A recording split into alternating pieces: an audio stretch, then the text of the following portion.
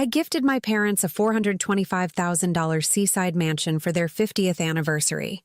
When I arrived, my mother was crying. My name's Olivia, 37, neurosurgeon, eldest child, and lifelong fixer. I pulled into the driveway of the dream house, the one I'd bought for them.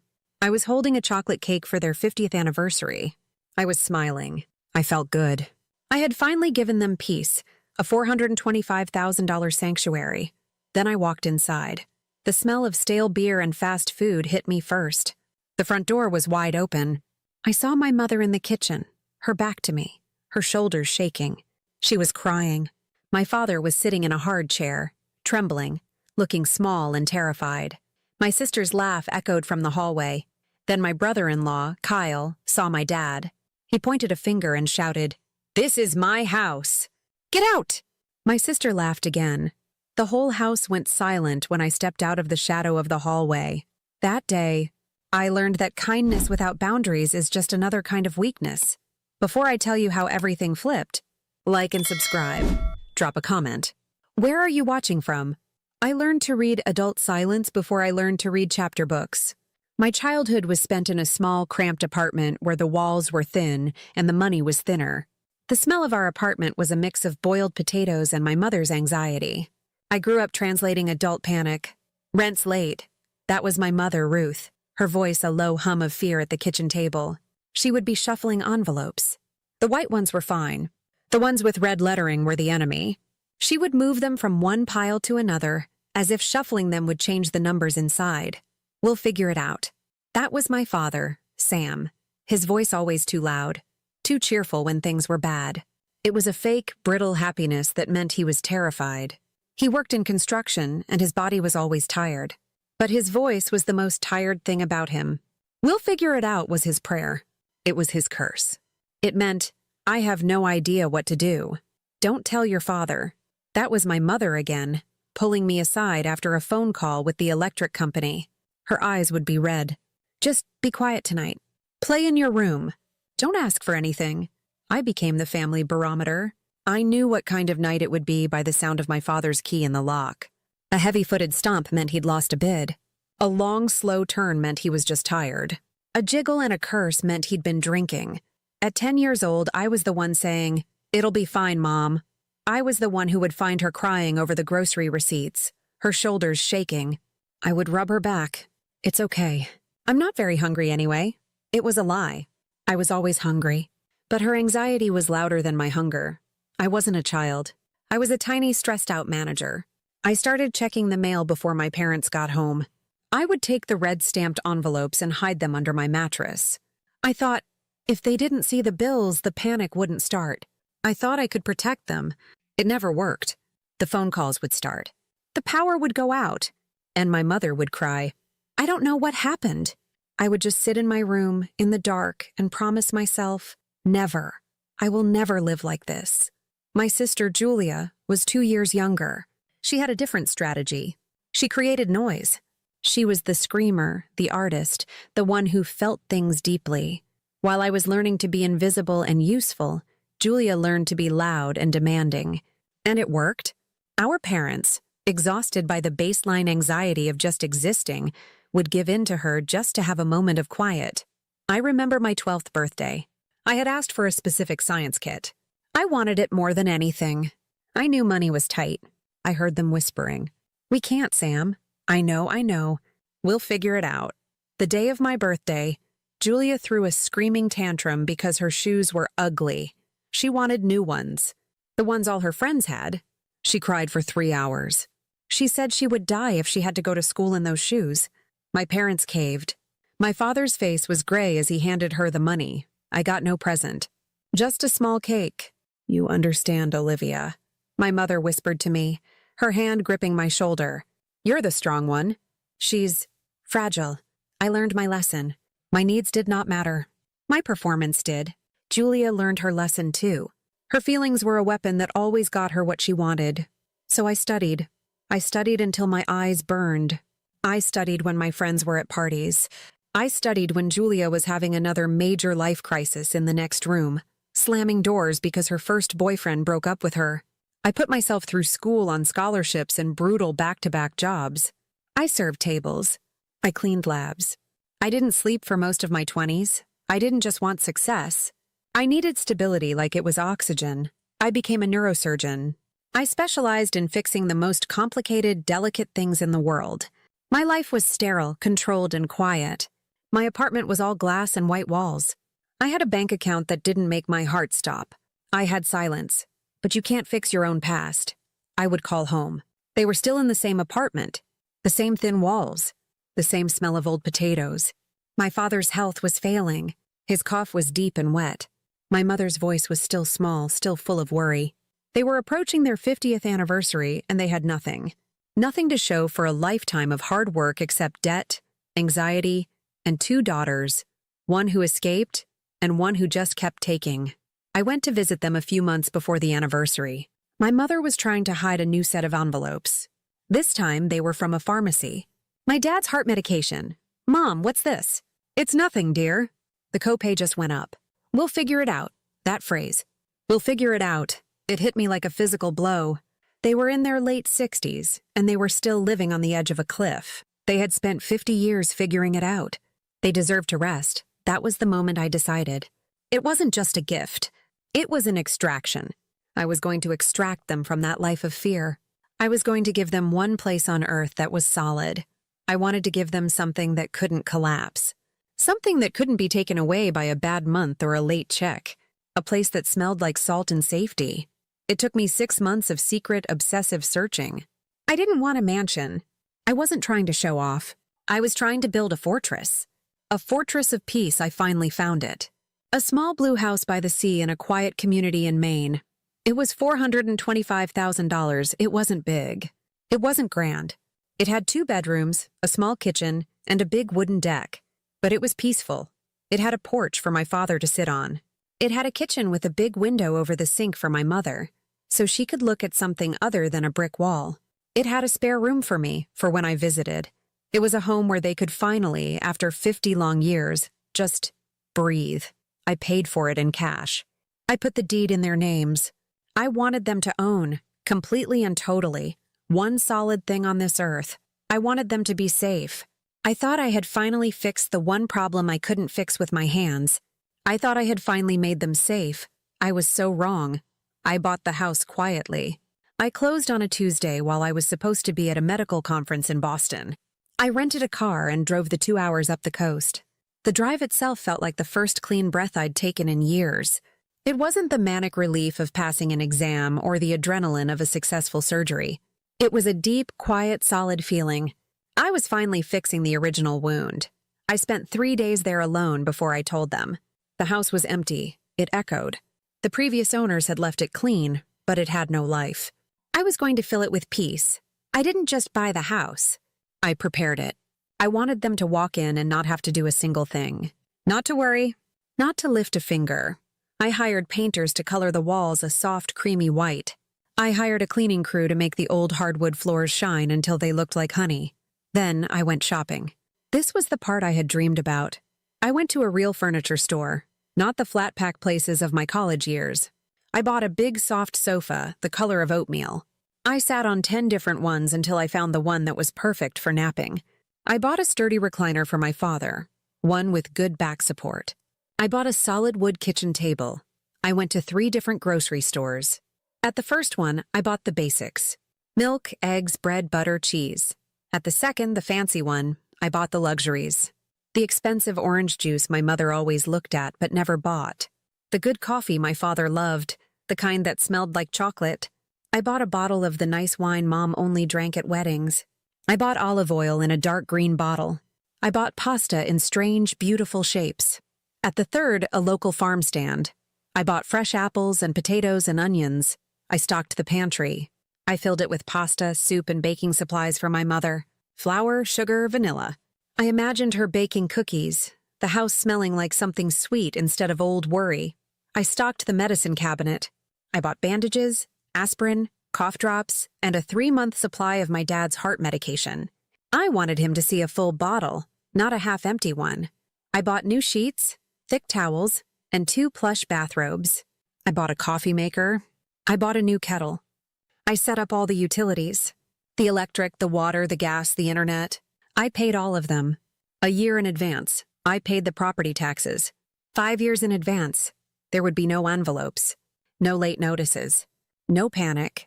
When I was done, I stood in the quiet living room and listened. The only sound was the distant, rhythmic sigh of the waves. I found a small wooden recipe box at a local antique shop. It felt warm in my hands. I put it in the silverware drawer, the one right by the new kettle. Inside, on a single thick index card, I wrote a note. My hand was shaking. For late mornings, loud laughter, and lemon tea. Happy 50th. I love you. Love, oh. That was the only thing I left of myself. The reveal was the hardest part. I drove to their old apartment. The smell of the hallway hit me. Old carpet. I knocked. I'm taking you out for your anniversary, I announced. A special dinner up the coast. You'll need to pack an overnight bag. My mother immediately started to worry. Oh, Olivia, that's too much. We can't. And the cost. And the drive? Just trust me, Mom, I said, already packing a small bag for her. I put in her favorite sweater. My father was silent. He hated surprises. He associated new with debt. Olivia, what's this really about? It's about your 50th anniversary, Dad. Just get in the car. The drive was tense. My mother kept looking at me, trying to read my face. Olivia, this is too nice. Are you sure? The gas. Mom, please. Just look at the ocean. When I pulled into the driveway of the blue house, the sun was just beginning to set. The house was glowing. Oh, Olivia, Mom breathed, her hand on the car door. What a beautiful house. Who lives here? Are we visiting your friends? My hands were shaking. I turned off the car. The silence was huge. You do. They stared at me. Just stared. What do you mean, honey? Dad asked, his voice rough. I mean, it's yours. Happy anniversary. It's all yours. I handed my father the keys. They were on a simple, heavy keychain. He wouldn't take them. He just shook his head. This is a joke. This isn't funny, Olivia. We can't afford this. Don't do this to us. My heart broke. He thought I was playing a cruel trick on him. It's not a joke, Dad, I said gently. It's paid for. It's yours. It's in your name. There is no mortgage. There are no bills. It's a gift. Just open the door. He fumbled with the lock. His hands were shaking so badly he couldn't get the key in. I had to put my hand over his and guide it. The door swung open. My mother walked in first. Her hand flew to her mouth. She made a small sound like a gasp. She ran her hand along the back of the new sofa. She walked into the kitchen and saw the new kettle, the full fruit bowl. I watched her. She opened the fridge. She just stood there staring at the full shelves. At the orange juice. She started to cry. Not the anxious, thin tears I grew up with. These were different. They were deep, shuddering sobs of shock. Of release, my dad touched the banister. He ran his hand up and down the smooth, solid wood. He walked from room to room, touching the walls. He looked out the back window at the small yard and the sliver of ocean visible between the trees. It's solid, he whispered. He wasn't talking about the house. He was talking about the feeling. Mom, still crying, opened the silverware drawer and found the recipe box. She found my note, she read it, and she collapsed into a kitchen chair. She held that little card to her chest and just wept. Sam? Sam, come see. Come see. My father read the note. He didn't cry. He just nodded, his face working. He walked over to me, pulled me into an awkward, strong hug, and buried his face in my hair. Thank you, he whispered. Thank you, Livy. We sat on the deck that night. I had brought blankets. We watched the sky turn from purple to black. The gulls were calling in the distance. My parents didn't say much. They just held hands. I keep waiting for someone to knock on the door and tell us to leave, Mom whispered, her head on Dad's shoulder. No one is coming. Mom, it's yours. I don't think I've ever felt this. Still, she said. My father just stared at the dark water. I haven't slept through the night in 30 years, he said, to no one in particular. I think I might tonight. For the first time in my entire 37 years, I saw peace on their faces. I saw the lines of worry around my father's mouth soften. I saw my mother breathing slowly, deeply. I thought, I did it. It's over. They're safe. I finally fixed it. That feeling of peace lasted for 48 beautiful, quiet hours. The peace ended with a phone call. I was at the hospital, scrubbing out after a long, complicated procedure on a patient's spine. I was tired, but I felt good. I felt successful. I looked at my phone and saw Mom. I smiled. The last 2 days had been a series of happy, slightly bewildered texts. A deer in the yard. Dad is napping on the porch. In the middle of the day, I baked cookies. They smell like the house. I answered, "How's the ocean, Mom?" Silence. Not a good silence. It was a thin, hollow, stretched tight silence. Mom? Oh, Olivia. Her voice was small. Too small. It was the voice from my childhood. The "I'm trying to pretend it's okay, but it's not" voice. The "don't tell your father" voice. My stomach dropped. It was a cold, familiar feeling. What is it? Are you okay? Is Dad okay? Oh, yes, everyone's fine. It's just, well, your sister called. My blood went cold. I leaned against the tiled wall of the scrub room. What did she want, Mom? She heard about the house. I don't know how, maybe Aunt Clara. And she's just so excited for us. She was crying on the phone. She was so happy. I knew Julia's tears. They were a tool. Mom? And she just wants to see it. Mom rushed on, her voice getting higher. She's going to bring the kids for the afternoon. Just for lunch. To celebrate with us. Isn't that nice? I closed my eyes. Mom, you don't have to let her come right now. You just got there. You are still settling in. You are allowed to have your peace. A pause. The long-waited pause I knew so well. It meant I was asking her to do something she was afraid to do. It meant I was asking her to set a boundary. Oh, Olivia, don't be silly, she said. Her voice strained and bright. It's your sister. What's the harm in that? It's just for an afternoon. Mom, are you sure? Yes. It's just family. I'll call you later, dear. She hung up before I could say anything else. I felt a knot of dread tighten in my chest. I couldn't focus on my charts. I knew Julia. Seeing was never just seeing. It was staking a claim. Lunch was never just lunch. It was a negotiation. I called her back that evening.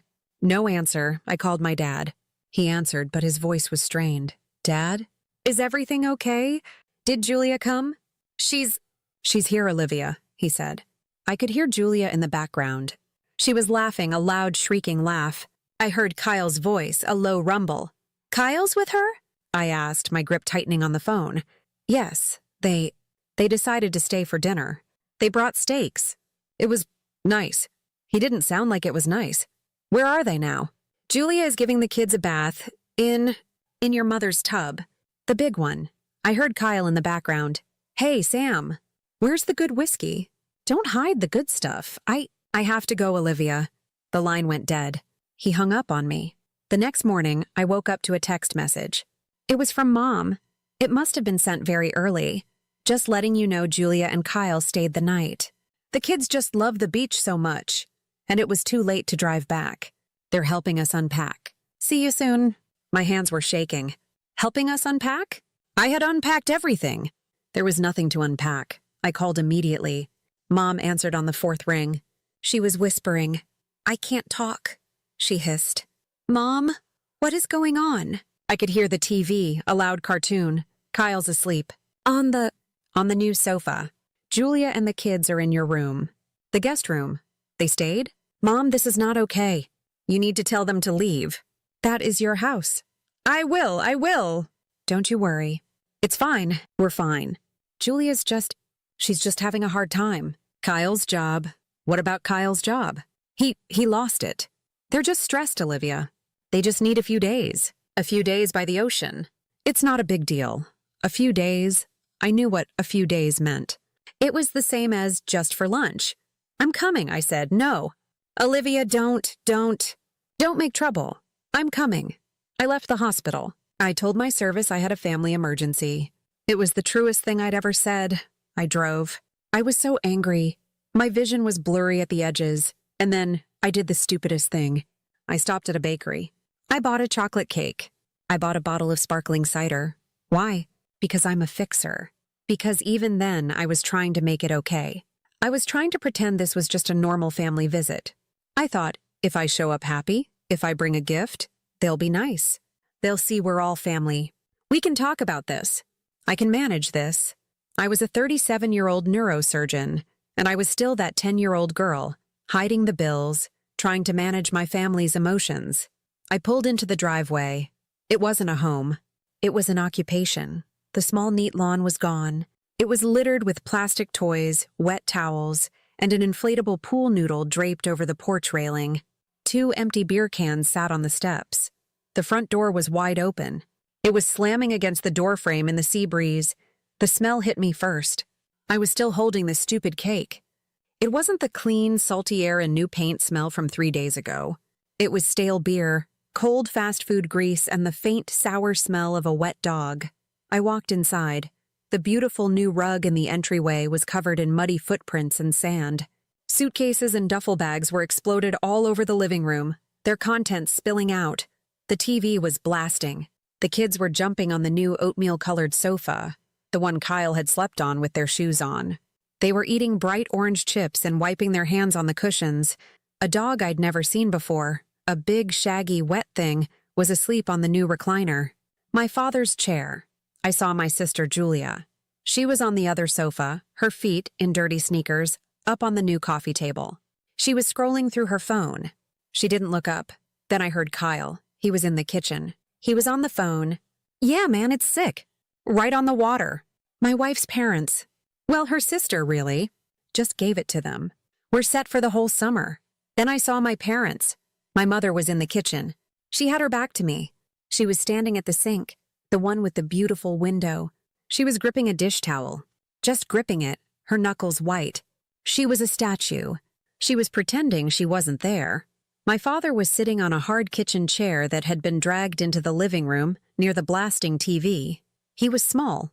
He looked 100 years old. He was staring at his hands, which were shaking. Kyle hung up the phone.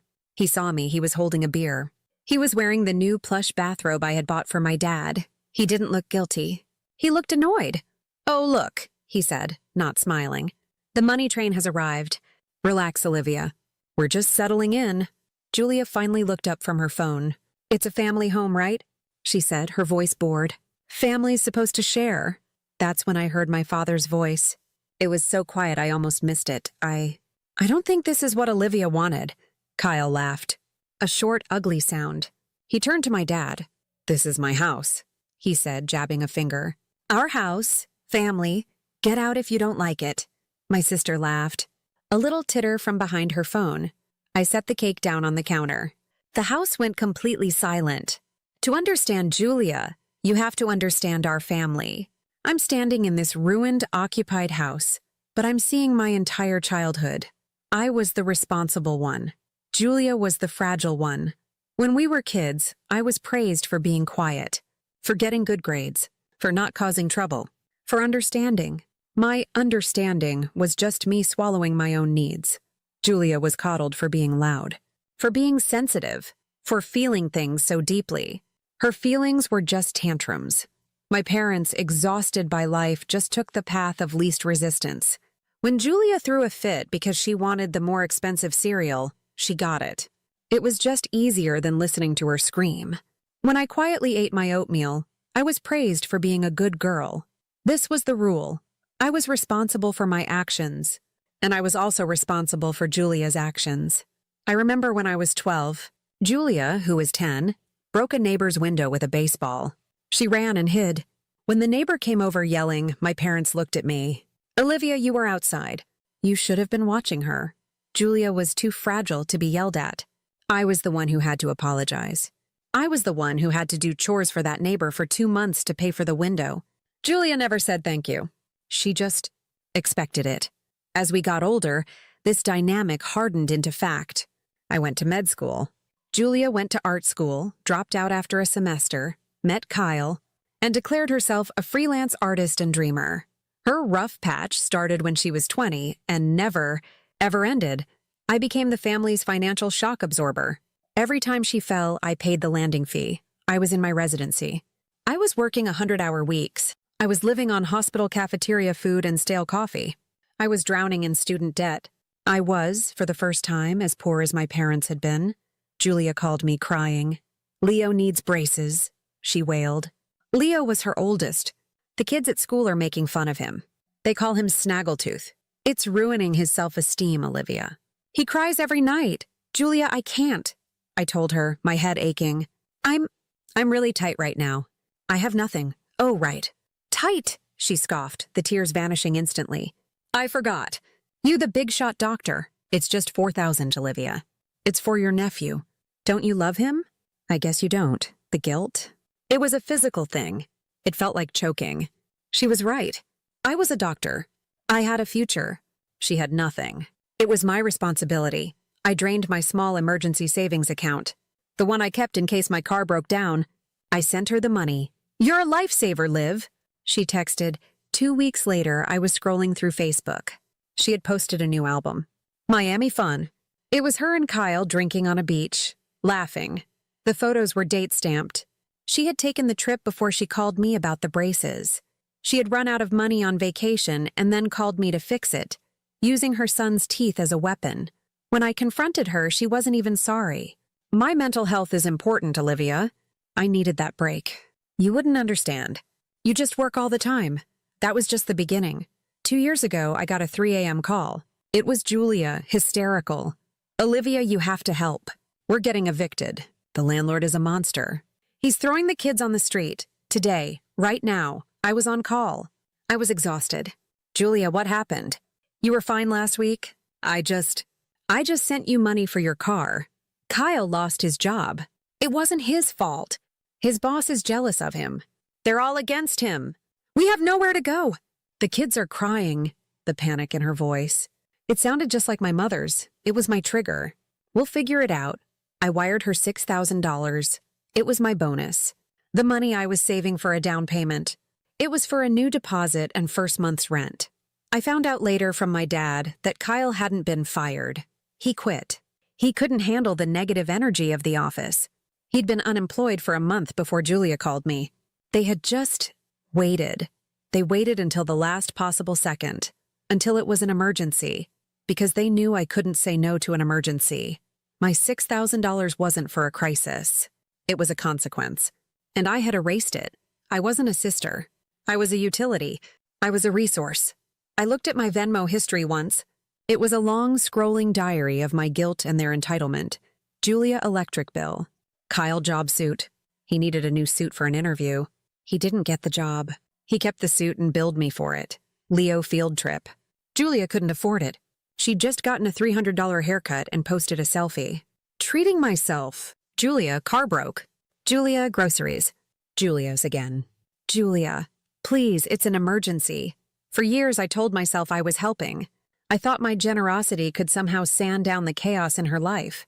I thought if I just gave her enough money, enough support, enough stability, she would finally find her footing. She would finally be okay. I was wrong. All I did was teach them where to knock. I taught them that actions had no consequences because Olivia would always be there to clean up the mess. I wasn't helping her. I was enabling her. I was funding her dysfunction. And Kyle was worse. He didn't even pretend to be grateful. He saw me as a fool. He saw my generosity as weakness. He married into a family with a built-in safety net. And he was happy to fall against it as hard as he could. When they heard about the house, they didn't see a $425,000 gift for two tired, elderly parents. They didn't see a sanctuary. They didn't see peace. They saw the biggest payout I had ever provided. They saw a free beach house. They saw a resource they could liquidate. In their minds, my money was family money. And since they were family, it was their money. The house wasn't a gift from me to my parents.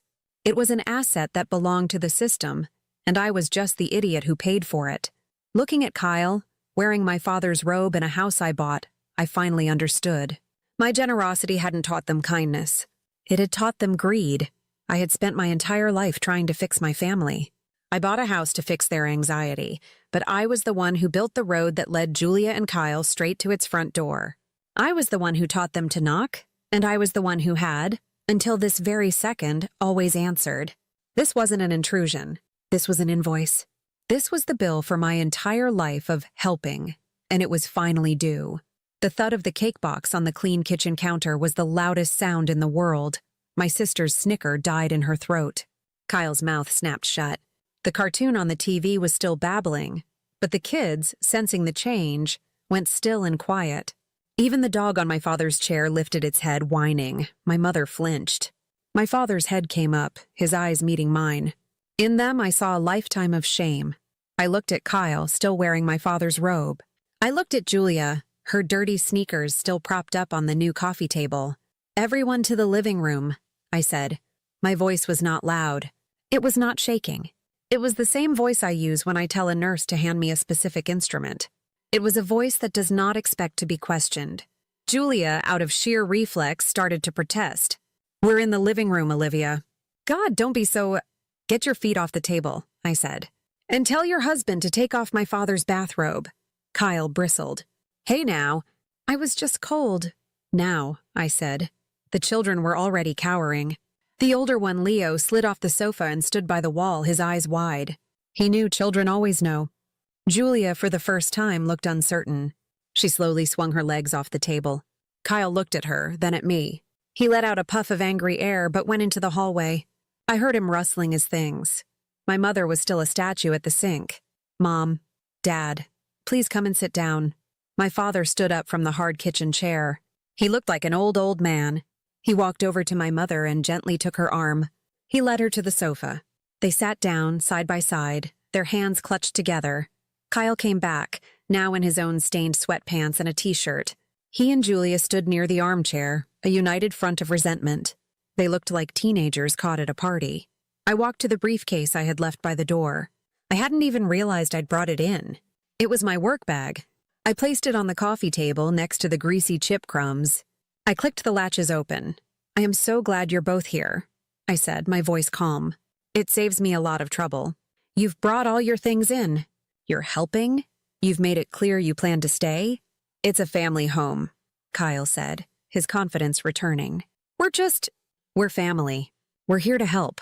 "That's a lie," I said. I pulled out a stack of papers. "But I appreciate you committing to it." I laid out 5 documents on the coffee table. I spread them out like a hand of cards. "What is this?"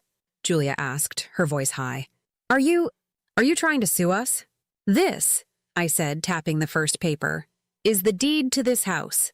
As you can see, the owners are Samuel Miller and Ruth Miller." I pointed to my parents. "Not Julia Miller. Not Kyle. Whatever your last name is." "That's just a piece of paper," Kyle scoffed. "This," I said, tapping the second document, "is the certificate of trust. I'm a neurosurgeon. I like to be precise. I knew when I bought this house that my parents would be vulnerable. I knew that their kindness, their fragility, as you've always called it, Julia, is a liability." My mother winced. "This house," I continued, "is held in an irrevocable trust, the Samuel and Ruth Miller Peace Trust. It's a very specific trust. It states that they are the sole residents. The property cannot be sold, mortgaged, or rented in whole or in part without my signature as the trustee. It states that any non-owner staying longer than 72 hours without my written consent is in violation of the trust." Julia's face went blank. She was processing. It's just lawyer stuff," Kyle stammered, but the color was draining from his face. "That wouldn't hold up. They're the owners. They are the beneficiaries, Kyle. I am the trustee. I control the asset for them, to protect them. From people like you. You... Julia was speechless. "You did that to us? You did that behind our backs?" "No, Julia," I said, my voice still quiet. "I did it for our parents, to protect their gift. I did it because I knew you. I knew this." I gestured around the wrecked room. "Was what you would do. I knew you didn't see a home for Mom and Dad. You saw a free summer rental. How dare you?" she shrieked. "And I know that," I said, "because of this." I laid down the third document. It was a printout from my computer. "What's that?" my dad whispered. "That," I said, "is the Airbnb listing Julia posted this morning." I turned it so my parents could see. The color photo of their new home. The title Julia had written, "Cozy Seaside Getaway, Summer Fun, $350 night." My mother made a sound. A small wounded animal sound. You were renting our house?" my father asked. He looked at Julia. His face was not angry. "It was just broken. It's just an idea," Julia said, her voice frantic. "To help, to make money for them. You don't understand. This house is expensive to run." "I paid the taxes for 5 years," I said. "I paid the utilities for 1 year. The house is free and clear." "What expenses, Julia?" "The beer Kyle is drinking?" The chips your kids are grinding into the sofa? You think you're so much better than us? She yelled. I think I'm more prepared. This, I said, tapping the fourth document, is a list of the friends who had already pre-booked on Venmo. Your friend Amy, your cousin Chloe. You had the whole summer booked out. You were planning to put Mom and Dad in the small bedroom. The in-law suite, you called it, while your friends paid to stay in their home. Kyle laughed. A real actual laugh. It was the most shocking sound I had ever heard, so what? He said. He crossed his arms, puffing up his chest.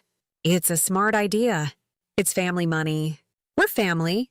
We're just making the asset work for us. Don't be weird about it, Olivia. The room went silent. Family money, I repeated. I nodded slowly. I looked at my dad's shaking hands. I looked at my mom, who was now crying silently, tears just rolling down her cheeks. You're right, Kyle. This is a family matter. I stood up. I walked to the front door. He was right. It was family money, my money. The money I had bled for, worked 100-hour weeks for, missed my own life for. The money that had paid for Julia's braces, Julia's rent, Julia's car, Julia's entire adult life. I looked at the lock on the front door. The new heavy-duty deadbolt I had paid for, I turned back to them. You're right, Kyle. We are family, I said. And you have 60 seconds to start packing your bags. He laughed again. Or what? What? You'll kick us out? I told you we're tenants. We have rights. I just looked at him. I looked at Julia, who was hiding behind him. I looked at my parents, who were hiding on the sofa. I paid for this house, I said. I own the trust. And I am telling you to get out. Make me, he sneered. I picked up my briefcase. I closed it. Click, click.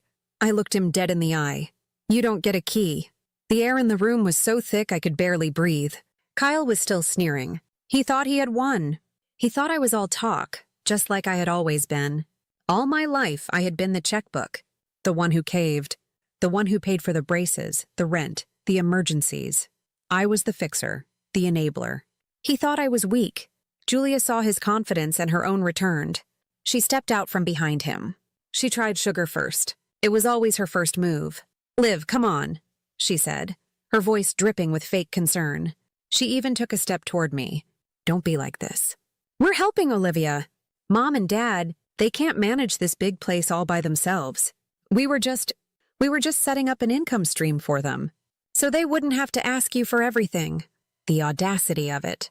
The lie was so clean, so practiced, I didn't move. Helping? I repeated. My voice was still low. Were you helping when you let your dog sleep on Dad's new chair? Were you helping when your kids rubbed chip grease into the sofa? Were you helping when Kyle wore Dad's robe and drank all the beer I bought for him? He's loud, my mother whispered from the sofa. A pathetic old excuse. He's a thief, Mom, I said, not looking at her. I looked at Julia. And you're a liar. Julia's face hardened. The sugar was gone. Now came the guilt. This was her second weapon, the one she used to shape my parents' world. Oh, I see, she spat. You think money makes you better than us? You think you can just swoop in here with your big fancy gift? She said, the word gift like it was poison. And now you get to control everyone? You're a cold, empty person, Olivia. You have all this money, and you have no heart. You've always looked down on us. You've always thought you were better. You're right about one thing, I said. I am better. I'm better prepared. I pulled out my phone. It was my last document. You think this is about money or feelings, Julia. It's not. This is about facts. And here are the facts. I held up my phone. I had been busy. Here, I said, is a printout of the text messages you sent to your friend Amy. My sister bought them a beach house. We're moving in. LOL. She's so dumb. And the old man will be easy to handle. She's been a doormat her whole life. I'm assuming she is Mom. My mother let out a tiny, strangled gasp. And here, I said, scrolling, is the text you sent to Dad 2 days ago. The day I told you not to come. My father was looking at the floor. I'll read it aloud, I said. It's very touching. Dad, you know how Mom gets. She's just stressed. We'll be there tomorrow. Don't worry. It'll be fine. We just need a place to crash for a while. You know how Liv is, she'll get over it. He'll cave if Mom cries. Can't wait for the beach era. Julia's face cracked. It was beautiful. It was the face of a liar who had finally been caught in a spotlight. She had no words. There was no way to spin this. No way to make this my fault. Kyle, however, had plenty of words. He puffed his chest out. This was not a negotiation for him. This was a dominance display, that's it. He shouted, stepping toward me. He was trying to use his size to intimidate me. You're not doing this. This is family. You can't just show private texts. You can't throw us out. I know our rights. We've been here for 48 hours. We have established residency. We are tenants. You will have to evict us. It will take months, he smiled. A rotten, yellow-toothed smile. We'll see you in court, Olivia. We'll own this place by the time we're done with you. I didn't step back. I looked at this loud, stupid, aggressive man and I felt nothing. No fear, no anger, just pity. He was a small, yapping dog trying to scare a wolf. Try me, I said. I turned my phone around. I showed him the screen. This, I said, is a drafted email to the Homeowners Association for this community. The subject line is, unauthorized occupants and illegal rental activity at 12 Seaside Lane. In it, I detail that my elderly parents are being taken advantage of by family members who are running an illegal short-term rental business in violation of the HOA covenants. I have attached the Airbnb listing, your names, and photos of your car's license plate. Kyle's smile faltered. This, I said, swiping to the next screen, is a drafted email to the county recorder's office. The subject line is, inquiry regarding elder fraud, coercion and violation of an irrevocable trust. In it, I ask for a wellness check on my parents, Samuel and Ruth Miller, as I believe they are being coerced into housing relatives who are attempting to defraud them and steal from their trust. You wouldn't, Julia whispered. Her face was white. This, I said, swiping again, is my official complaint, already filled out to the Airbnb fraud department. Subject, fraudulent listing, 12 Seaside Lane. It proves you are not the owner and have no right to list the property. They will be canceling your listing, freezing any funds you've collected, and banning your account. Probably by noon today. Kyle was no longer puffing. He was shrinking. And this, I said, swiping one last time to my text messages. This is a text thread with a locksmith named Victor. He is currently parked 2 houses down in a gray van. He is on standby. I looked up from the phone and met Kyle's terrified, angry eyes. You have 5 minutes to get your family and your dog out of my parents' house. If you are not in your car by the time I count to 300, I am sending all 3 emails. I am calling the police to report you for trespassing. And I am texting Victor to come and change the locks, whether you are inside or out. I let the silence sit. Kyle looked at Julia. Julia looked at me. My parents looked at the floor. You're a, Kyle stammered. I'm a neurosurgeon, I said. I remove tumors. You are a tumor. I lifted my thumb and held it over the send button on my text to Victor. 5 minutes. Olivia? My mother began, her voice a weak, pleading thread. Don't do this. They're family. I looked at my mother. I looked at her, really looked at her gray, terrified face, at her hands twisted in her lap. This woman who had taught me to be quiet. This woman who had called me the strong one as an excuse to be weak. This woman who was still, even now, still trying to manage the feelings of the people who were hurting her. My heart hardened.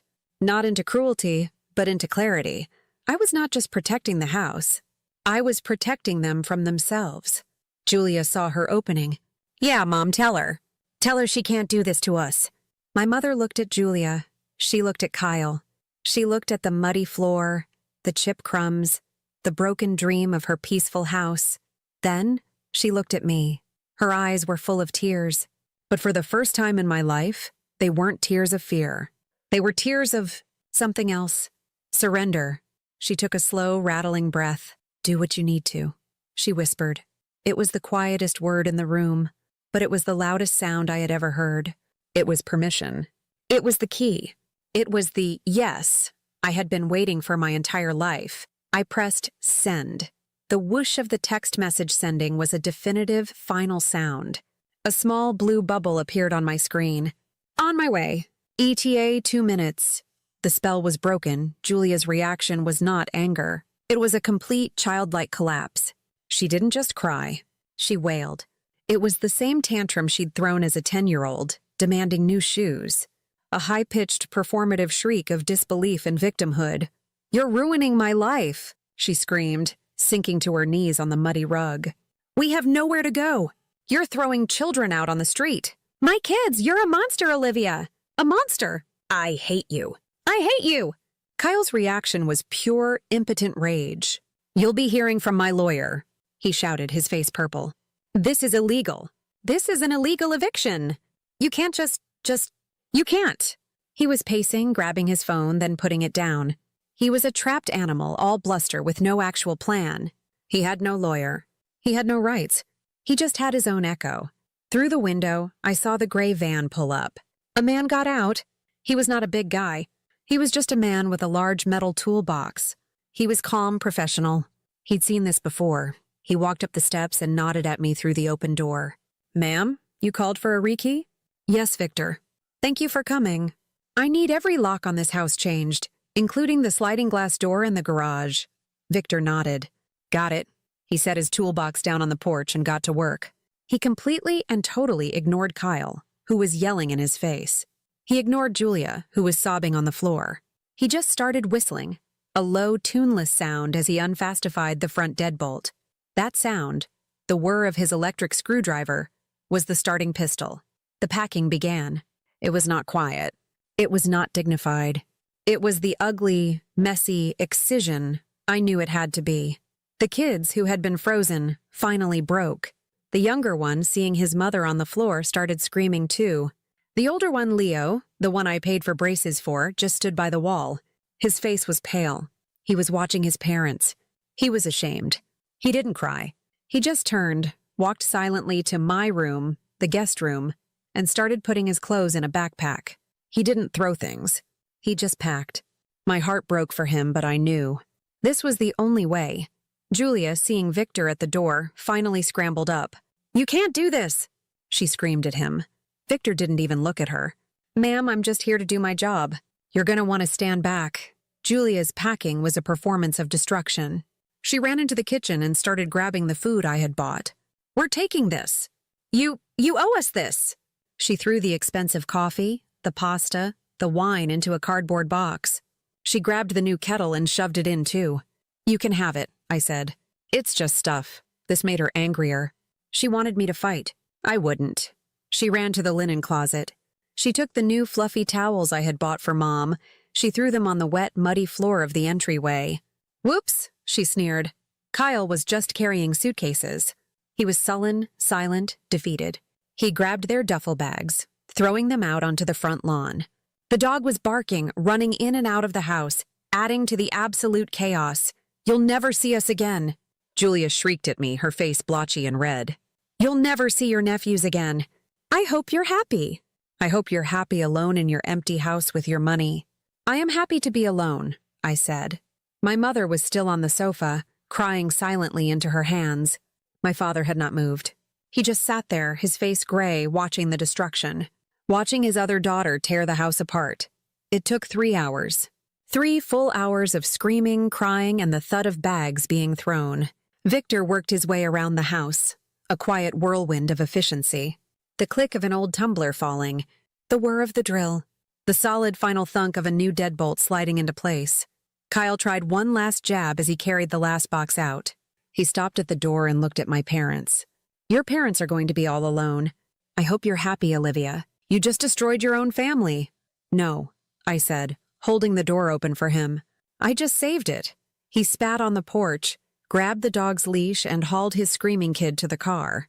The car was a beat-up sedan, already stuffed with bags. Julia got in the passenger seat. She didn't look at me. She just stared straight ahead. But as they pulled out of the driveway, her head turned. She gave me one last look. It was not sadness. It was not regret. It was pure, unadulterated hatred. It was the look of someone who would never, ever forgive me for stopping her. And I felt nothing, just relief. The car turned the corner. It was gone. The silence that fell was deafening. It was heavier than the shouting. The house was a complete disaster. The rug was ruined. There was mud and garbage everywhere. The sofa cushions were on the floor. The kitchen cabinets were hanging open, but it was quiet. I stood in the doorway and just breathed. I could smell the salt air again. Victor came up behind me. All done, ma'am. New deadbolts on all 3 doors. Garage clicker's been recoded. Here are your new keys. 2 for you, 2 for your folks. He handed me 4 shiny new keys. I paid him. I gave him a $200 tip. Thank you, Victor. You have no idea. He just smiled. You have a good day now. He got in his van and drove away. I closed the front door. I slid the new deadbolt into place. The click was the most satisfying sound I had ever heard. I turned around. The house was a wreck. My mother, who had been silent, let out a new kind of cry. It wasn't the thin, anxious cry of my childhood. It wasn't the silent, terrified cry of the confrontation. It was a deep, gasping sob of relief. It was the sound of a spring, held tight for 50 years, finally uncoiling. My father slowly got up from the chair. He walked past me out onto the porch. I gave him a minute, then I followed him. He was just staring at the water. The sun was setting. I thought I'd be stronger. He whispered, his back to me. I'm the man of the house. I should have said something. I should have stopped them the day they came. His shoulders were shaking. He was ashamed. I stood next to him. We looked at the ocean. You were strong, Dad, I said quietly. He shook his head. I was weak. I just let them. I let them walk all over us. All over your mother. No, I said. You did the strongest thing you could possibly do. You let go. You let me handle it. You didn't try to figure it out. You didn't try to make it quiet. You let it be loud. You let it be fixed. He turned to look at me, his eyes red. You called Mom, I said. She called me. You asked for help. That was the strong part, Dad. You let me in. You let me do what you couldn't. He didn't say anything. He just nodded. He reached out and squeezed my arm. We stood there for a long time, just watching the sky turn pink, breathing in the clean, cold, quiet air. The first thing I did was open every single window. I let the cold, sharp, salty air rush in and flush out the smell of stale beer and chaos. My parents were still shell-shocked. They were sitting on the sofa, looking at the ruin of the room, the muddy footprints, the discarded wrappers, the broken lamp Julia had accidentally knocked over. Go to bed, I told them. Both of you. Go into your room, lock the door, and go to sleep. I'll handle this. Olivia, no, it's too much, my mother protested weakly. I'm not asking, Mom. I'm telling you. Go rest. This part is for me. They went. I heard the click of their bedroom door. Then I began the cleanup. It was a physical act. It was a ritual. I was not just cleaning a house. I was reclaiming a sanctuary. I gathered the new towels Julia had thrown on the floor. I put them in the washing machine with a cup of bleach. I wanted to erase her fingerprints. I got on my hands and knees. I scrubbed the muddy footprints off the hardwood floor. I scrubbed until the wood shined again. I took the new sofa cushions, the ones with the orange, greasy handprints. I carried them outside onto the deck. I scrubbed them with soap and hot water in the dark, under the single porch light. I was a surgeon, and this was my OR. I was excising the last trace of the disease. I threw out the ruined rug. I rolled it up, all the mud and chips and shame, and dragged it out to the curb. I took every glass Kyle had used, every plate, and I washed them by hand in water as hot as I could stand. It took me 4 hours. At 2 a.m. I was done. The house was clean. It was quiet. It smelled like bleach and lemon soap in the ocean. I sat on the damp, clean sofa, and finally, for the first time, I cried. The noise started the next morning. It was not a surprise. My phone, which I had left charging, was a minefield. 23 missed calls. All from Julia, 15 text messages. All from Julia. They started angry. You're a monster. I hope you die alone. Then they became pleading. Where are we supposed to go? The kids are cold. Please, Liv, I'm sorry. Just let us come back. Just for a week, I read them. I felt a small, familiar pang of guilt. The 10-year-old fixer inside me whispered, they're cold. You did this. I blocked her number. Then the flying monkeys started. The calls from extended family. Aunt Clara was first. Olivia, I just heard the most awful story. I cannot believe you would do that to your sister. She has children. To throw them out on the street? In this economy! Your mother is so disappointed. Were you there, Aunt Clara? I asked. Well, no, but Julia told me. Then you don't know what happened. I hung up. I blocked her number. The real bomb, however, was online. Julia had launched her campaign. I saw the Facebook post. My cousin had tagged me in it. The photo was a bad one of me from a family Thanksgiving 5 years ago.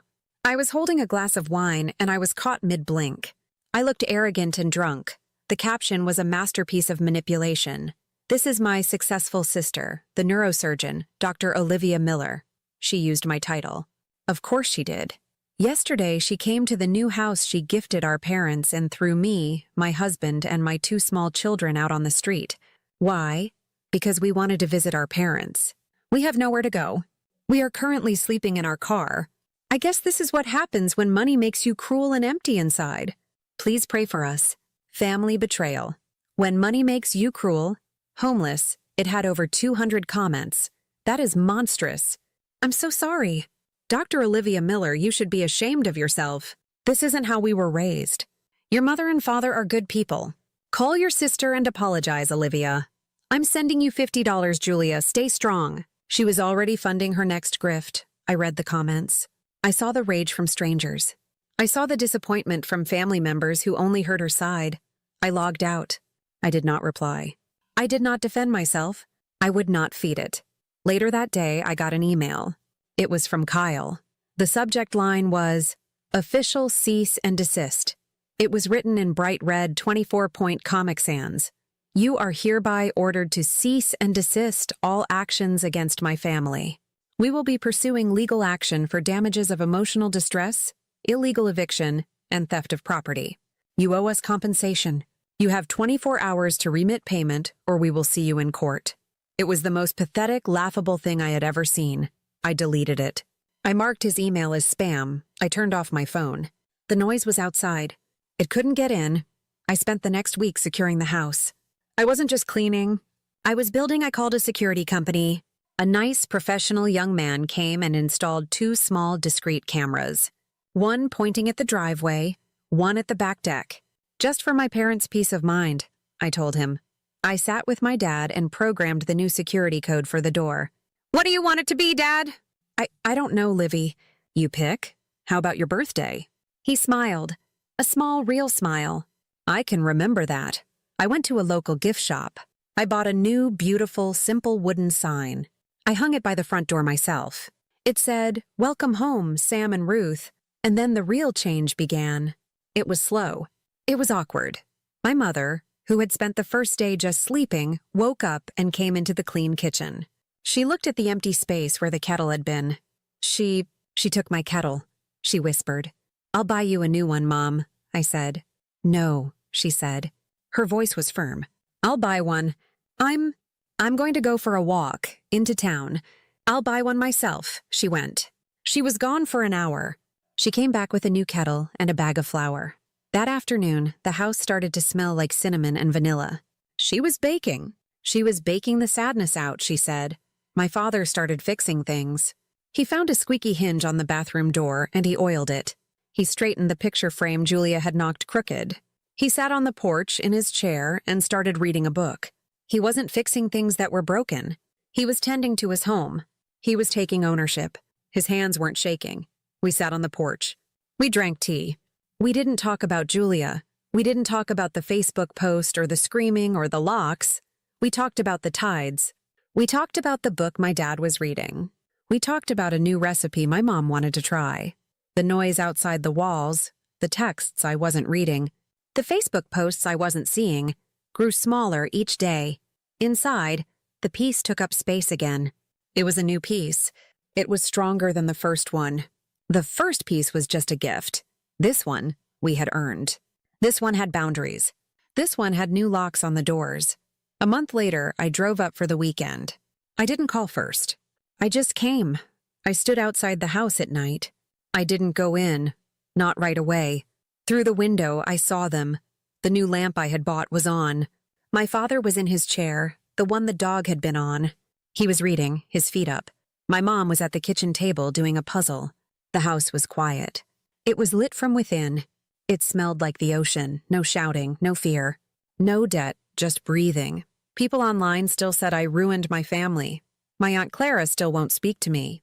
Julia's Facebook page is still a shrine to her victimhood. They're wrong. I didn't ruin my family. I stopped funding its dysfunction.